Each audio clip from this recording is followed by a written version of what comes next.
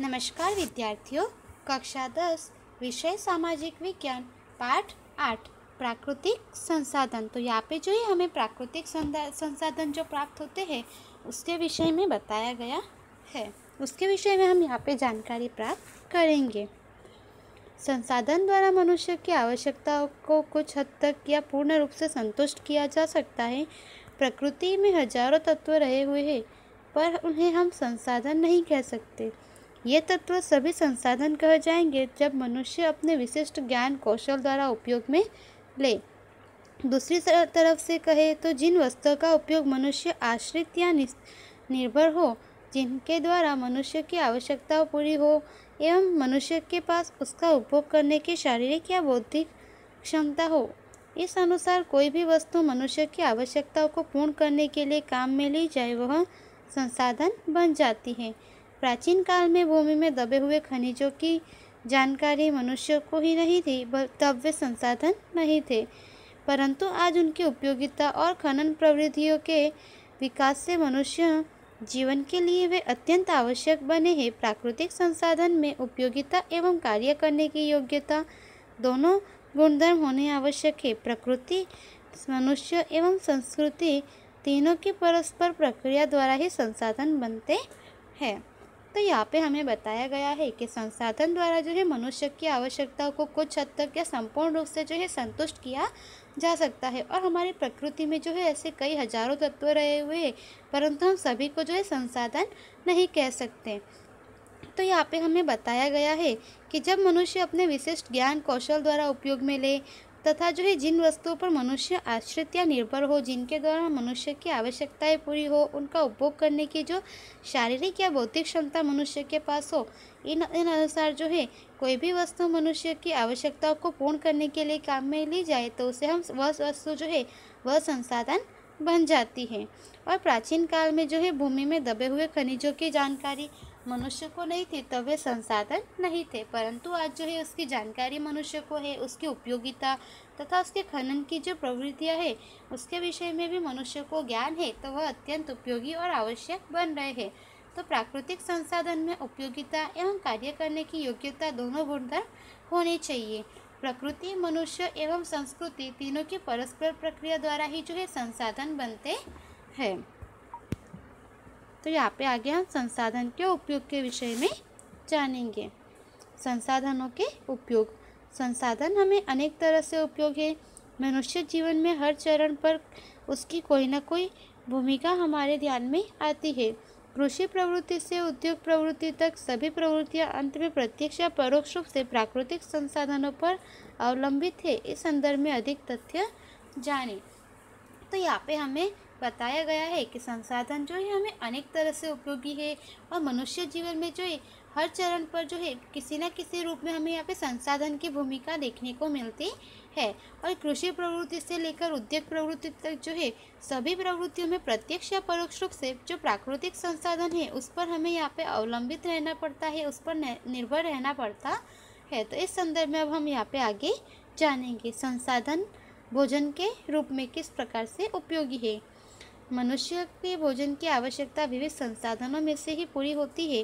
प्राकृतिक रूप से होने वाले फल, कृषि द्वारा मिलती विविध खाद्य फसलें, पालतू प्राणियों द्वारा प्राप्त होने वाला दूध और उसकी बनावटें तथा मांस, जलाशयों से मिलती मछलियाँ और अन्य जलचर, मधुमक्खी द्वारा बनाया गया मधु यानी शहद आदि चीज़ें खाद्य सामग्री के रूप में उपयोग में ली जाती है। तो यहाँ पे हमें बताया गया है कि मनुष्य के भोजन की आवश्यकता जो है इस पर भी मनुष्य को जो है कई संसाधनों पर ही निर्भर रहना पड़ता है और विविध संसाधनों के द्वारा जो है भोजन की आवश्यकता पूर्ण होती है। जैसे प्राकृतिक रूप से हमें प्राप्त होने वाले फल, फ्रूट्स वगैरह जो है, कृषि के द्वारा हमें प्राप्त होने वाला जो है उत्पादन वगैरह, खाद्य फसलें और पालतू प्राणियों द्वारा हमें दूध और दूध से बनी हुई जो चीज़ वस्तु प्राप्त होती है भोजन के रूप में, तथा जो है यहाँ पे मांस और जलाशयों में से प्राप्त होने वाली मछलियाँ और अन्य जलचर प्राणियाँ वगैरह, अन्य जलचर जो है वे, तथा मधुमक्खियों के द्वारा बनाया गया शहद, इन सभी वस्तुओं के लिए जो कि भोजन में काम में आती है उसके लिए हमें जो है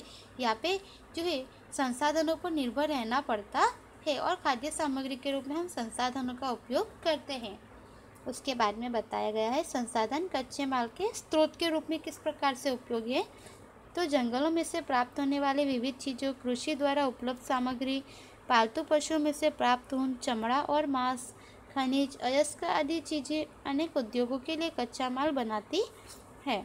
तो यहाँ पे हमें बताया है कि जंगलों से प्राप्त होने वाली जो है हमें विविध चीज़ें, जैसे कि जो है जंगलों से प्राप्त होने वाली फर्नीचर के लिए इमारती लकड़ियाँ वगैरह सब कुछ वे, और उसके बाद में उपलब्ध जो है सामग्री, कृषि के द्वारा उपलब्ध सामग्री जो होती है, पालतू पशुओं से प्राप्त जो होता है ऊन, कपड़ा वगैरह और चमड़ा वगैरह जो है, जो कि पर्स में या फिर जो है चप्पल वगैरह बनाने में काम आते हैं। मांस जो है उसका भी कई जगह पर उपयोग किया जाता है। खनिज वगैरह जो होती है, इन सभी चीज़ों से अनेक उद्योगों के लिए कच्चे माल बनते हैं। तो इस तरह से यहाँ पे हमें बताया गया है। आगे संसाधन, शक्ति संसाधन के रूप में हम कोयला, पेट्रोलियम, प्राकृतिक गैस का ऊर्जा के रूप में उद्योगों एवं घरों में उपयोग ईंधन की तरह करते हैं। सूर्य प्रकाश, पवन, समुद्री लहरें, ज्वार भाटा और जलप्रपात द्वारा भी ऊर्जा प्राप्त की जा सकती है। तो यहाँ पे हमें बताया है कि हम जो है यहाँ पे कोयला, पेट्रोलियम, प्राकृतिक गैस वगैरह का जो है ऊर्जा के रूप में, उद्योगों के रूप में तथा जो है घर में ईंधन के रूप में इनका उपयोग करते हैं। उसके बाद बताया गया है कि सूर्य प्रकाश, पवन, समुद्री लहरें, ज्वार भाटा और जलप्रपात के द्वारा भी जो है हमें यहाँ पे ऊर्जा प्राप्त होती है। संसाधन के प्रकार, तो यहाँ पे जो है हमें संसाधन के प्रकार बताए गए हैं। संसाधनों को निम्न प्रकार से वर्गीकृत किए गए हैं: मालिकाना आधार पर, पुनः प्राप्यता के आधार पर और वितरण क्षेत्र के आधार पर। तो यहाँ पे हमें बताया गया है कि संसाधन को 3 भागों में यहाँ पे विभाजित किया गया है। पहला है मालिकाना के आधार पर, दूसरा है पुनः प्राप्त कर सके इस आधार पर, तथा तीसरा है वितरण क्षेत्र के आधार पर। परंतु मालिकाना दृष्टि से संसाधन के प्रकार इस प्रकार होते हैं। इसकी जानकारी तालिका में दी गई है, जो आप समझें। तो यहाँ पे बताया गया है मालिकाना दृष्टि से जो है व्यक्तिगत संसाधन, इसमें विवरण है। किसी व्यक्ति या कौटुंबिक मालिकाना होता है किसी का, उदाहरण के रूप में भूमि, आवास वगैरह। तो यहाँ पे जो है घर वगैरह जो होता है उस पर व्यक्ति का मालिकाना जो है यहाँ पे अधिकार होता है, और यह एक व्यक्तिगत संसाधन है। उसके बाद बताया गया है राष्ट्रीय संसाधन, किसी देश या प्रदेश की सार्वजनिक संपत्ति, जैसे सेना, अंतर्राष्ट्रीय व्यापार वगैरह जो है यह किसी देश या प्रदेश की सार्वजनिक संपत्ति है, और उस पर जो है यहाँ पे देश या प्रदेश का मालिकाना हक होता है और राष्ट्रीय संसाधन है। उसके बाद वैश्विक संसाधन, संपूर्ण विश्व की ऐसी तमाम भौतिक एवं अभौतिक संपत्ति जिसका उपयोग मानव कल्याण में होता है, तो मालिकाना संसाधन। तो इस तरह से यहाँ पे हमें यह समझाया गया है। अब हम इसमें आगे जानेंगे।